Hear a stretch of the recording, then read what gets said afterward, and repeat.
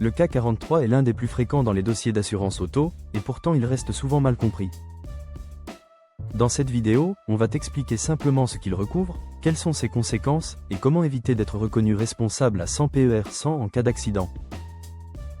Commençons par la base. Le cas 43 concerne les situations où le véhicule X est en stationnement ou arrêt irrégulier. En clair, c'est quand tu te gares ou t'arrêtes là où tu ne devrais pas, et que ton véhicule devient un danger pour les autres usagers. Un stationnement irrégulier, c'est par exemple une voiture garée sur un trottoir, devant une entrée carrossable ou dans une zone interdite. Un arrêt irrégulier, c'est quand tu t'immobilises sur une voie de bus, en double fil ou sur la chaussée sans raison valable. Ces comportements, même temporaires, peuvent suffire à engager ta responsabilité si un accident survient. Sur le plan légal, le conducteur de X peut être tenu responsable s'il a créé une gêne ou un danger.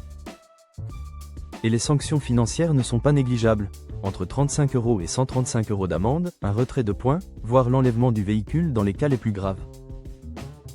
Par exemple, un stationnement dangereux en virage peut coûter 135 € et 3 points en moins sur le permis. Mais au-delà de la sanction, le vrai risque est assurantiel. Dans le cadre de la convention IRSA, un véhicule en stationnement irrégulier est souvent jugé responsable à 100 PER 100, même s'il est percuté par un autre conducteur. Autrement dit, tu peux être considéré en tort complet simplement parce que ton véhicule gênait la circulation. Prenons quelques exemples concrets. Premier cas, un véhicule garé sur un trottoir bloque la visibilité d'un piéton.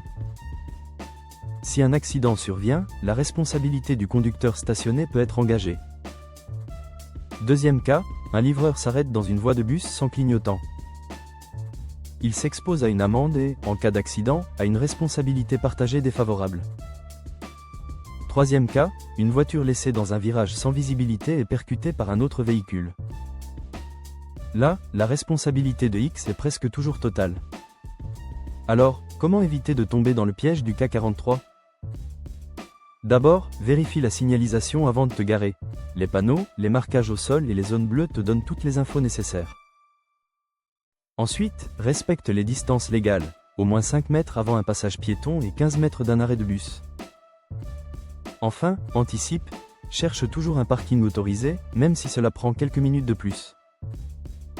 Si tu es l'autre conducteur, le véhicule I, garde une vigilance accrue dans les zones où des voitures peuvent être arrêtées irrégulièrement. Ralentis, anticipe les manœuvres et reste prêt à réagir. Le message à retenir, c'est que le cas 43 peut sembler anodin, mais il a des conséquences lourdes, amende, retrait de points, et responsabilité assurantielle complète. En respectant les règles de stationnement, tu protèges ton permis, ton portefeuille et surtout la sécurité de tous. En résumé, mieux vaut perdre 2 minutes à chercher une place correcte que des centaines d'euros et plusieurs points à cause d'un stationnement mal choisi.